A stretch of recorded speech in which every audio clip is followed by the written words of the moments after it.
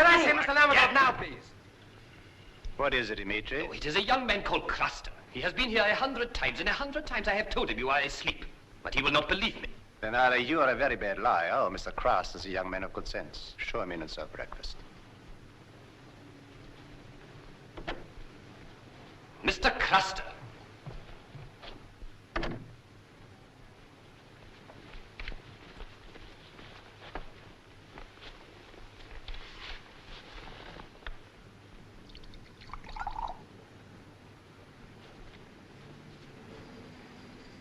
What can I do for you, Mr. Craster? I'm sorry to bother you, Mr. Lermontov, but it's a matter of very great importance to me. Yes? Last night I wrote you a letter. It was a silly letter, and I'd like to have it back before you read it, please. I see. That's the one. Unfortunately, Mr. Craster, I have already read this letter. Oh. Mr. Lermontov, please. You are one of Professor Palmer's pupils. You say you've written a string quartet and a piano concerto. Yes? Very interesting. Would you care to play me something? Something of your own, I mean. Of course, if you wish it.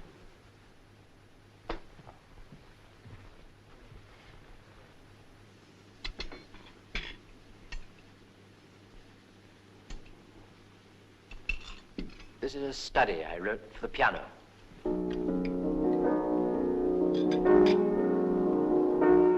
But I'm thinking of orchestrating it and putting it into an opera I'm working on.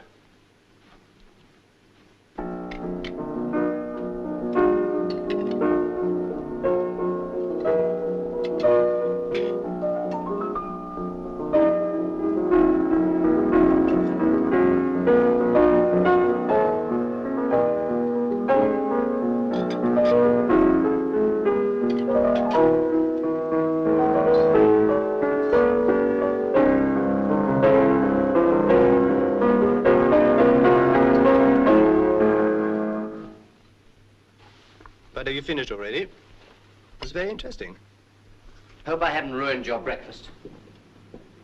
By the way, I need a new coach for the orchestra.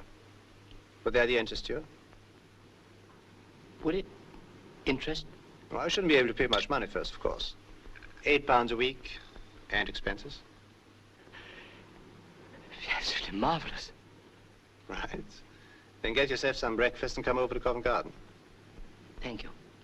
And your letter, Mr. Craster. If you take my advice, you destroy it immediately and forget all about it. The Heart of Fire is your work, isn't it? You see, Mr. Craster, these things mostly happen unintentionally. Well, I know that's why. That's why it is worth remembering that it is much more disheartening to have to steal than to be stolen from. Good morning.